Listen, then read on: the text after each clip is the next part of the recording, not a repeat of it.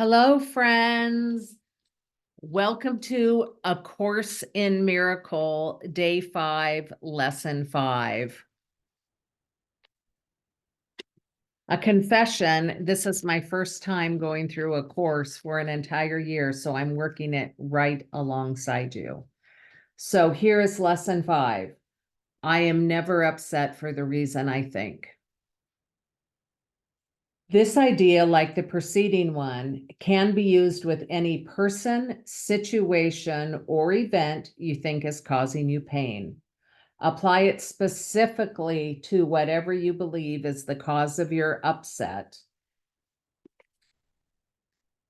Using the description of the feeling in whatever term seems accurate to you. The upset may seem to be fear, worry, depression, anxiety, anger, hatred, jealousy, or a number of forms, all of which will be perceived as different. This is not true. However, until you learn that form doesn't matter, each form becomes a proper subject for the exercise of the day. Applying the same idea to each of them separately is the first step in ultimately recognizing that they are all the same. When using the idea for today, for a specific perceived cause of upset in any form, use both the name of the form in which you see the upset and the cause which you ascribe to it. For example, I am not angry at blank, fill in the name or the concept for the reason that I think.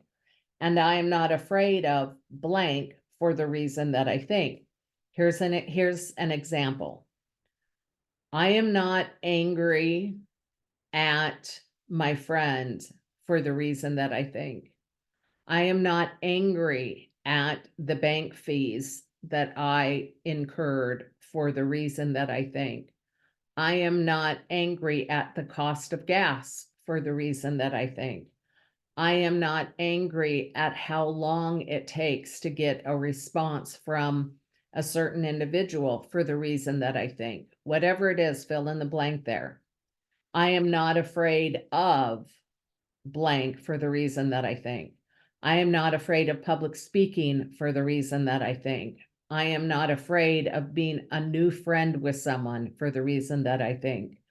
I am not afraid of hosting a dinner party for the reason that I think. Whatever the fear is, it goes in that blank.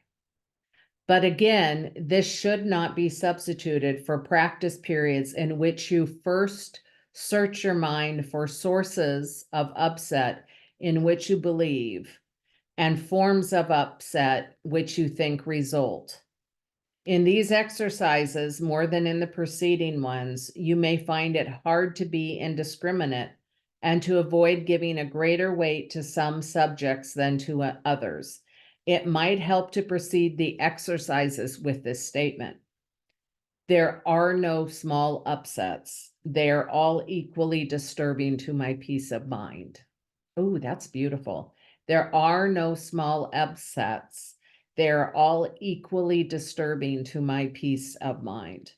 Then examine your mind for whatever is distressing you, regardless of how much or how little you think it is doing. You may also find yourself less willing to apply today's idea to some perceived source of upset than to others. If this occurs, think first of this. I cannot keep this form of upset and let the others go. For the purposes of this exercise, then I will regard them all as the same.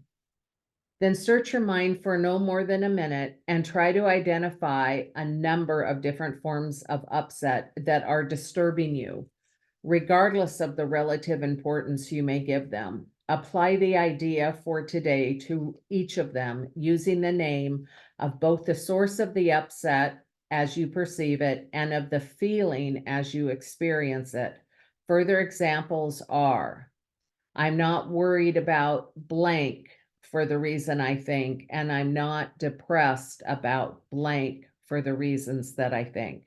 So I am not worried about my health for the reason that I think.